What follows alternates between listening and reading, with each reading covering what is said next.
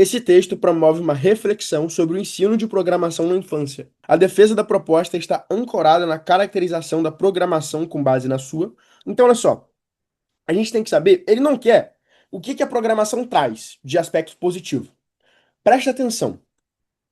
Lê o enunciado com atenção. Promove uma reflexão sobre o ensino da programação da infância. Tá, até aqui tudo bem. Olha aqui, ó, essa parte é mais importante. A defesa da proposta está ancorada na caracterização da programação com base na sua. Então, o que caracteriza a programação? O que caracteriza Felipe? Olha, o que caracteriza Felipe é que Felipe é um cara com cabelo curto. Felipe é um cara que estuda muito. Felipe é um cara que vai passar em medicina. Felipe é um cara esforçado, sacou? Isso caracteriza Felipe. Agora, ah, é, Felipe faz prova de linguagem. Isso caracteriza Felipe? Não caracteriza Felipe. Então, por exemplo, a programação estimula o raciocínio lógico. Isso caracteriza programação? Não. É um efeito que ela faz. Agora, caracteriza quem a programação é? Não. Então, fiquem cuidado com isso. Toma cuidado com isso, beleza? É vantajoso que as crianças possam entender o funcionamento por trás da tecnologia que está presente em diversos aspectos da vida cotidiana, aproveitando a curiosidade infantil como impulso inicial. Tá, então a curiosidade infantil é um impulso inicial para começar a aprender, tá? Mas não caracterizou programação ainda.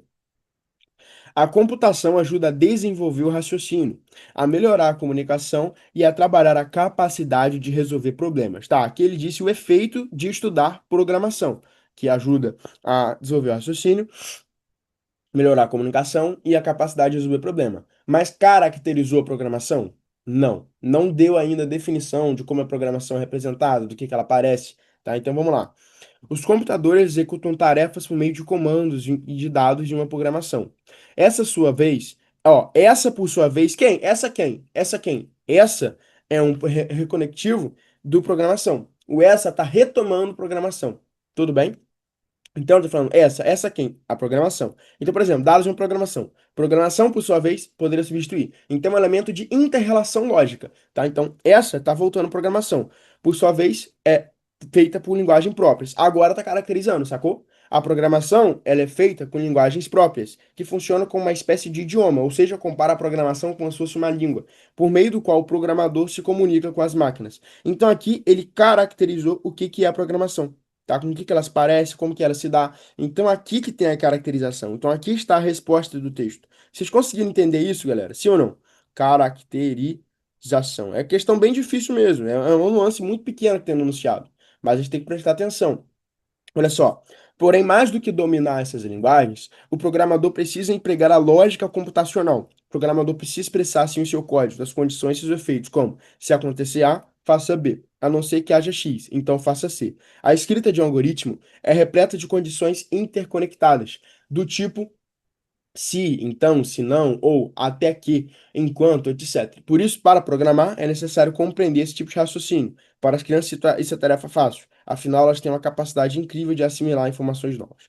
Então, onde tem a caracterização da programação e está caracterizada no quê? Olha só, está caracterizado com a conexão com aspectos lúdicos da infância. Então, a criança deve aprender programação porque a programação se caracteriza com um aspecto de brincadeira. Não, a programação não se caracteriza com aspecto de brincadeira. Tudo bem? Autonomia em relação ao raciocínio lógico. Olha só, eu tenho muita certeza que pelo menos 30% dos alunos foram nessa B aqui. A galera vê raciocínio lógico, fala, tinha no texto, marcou, perdeu. Igual aquela do body art. Vocês lembram? Caraca, eu tô com uma habilidade de lembrar de todas as questões que a gente fez, que tá absurda, né? Até eu tô me impressionando. Vocês lembram daquela do body art? Que falou assim, o corpo tem autonomia em relação à obra. Vocês lembram disso? Muita gente marcou porque tinha as palavras-chave, corpo e obra.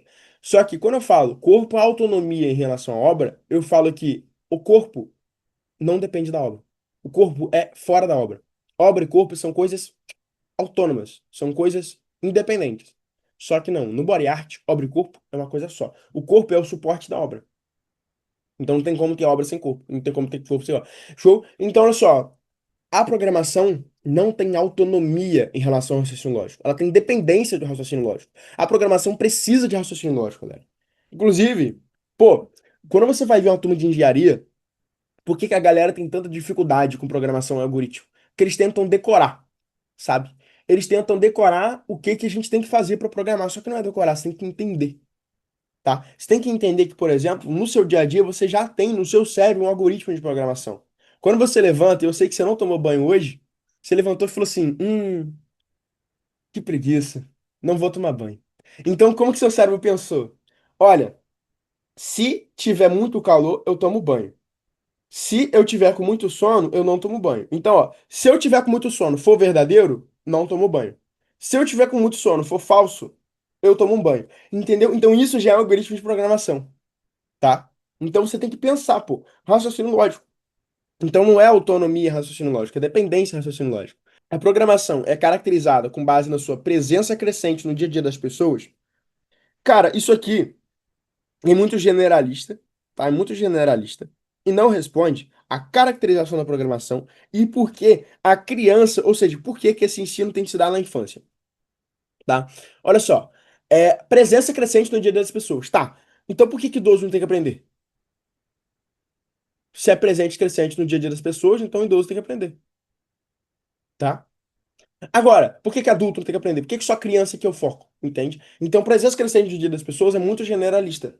E o texto não aborda isso. Ah, a gente tem que aprender programação. A programação era caracterizada pela presença. Ele não abordou isso hora nenhuma.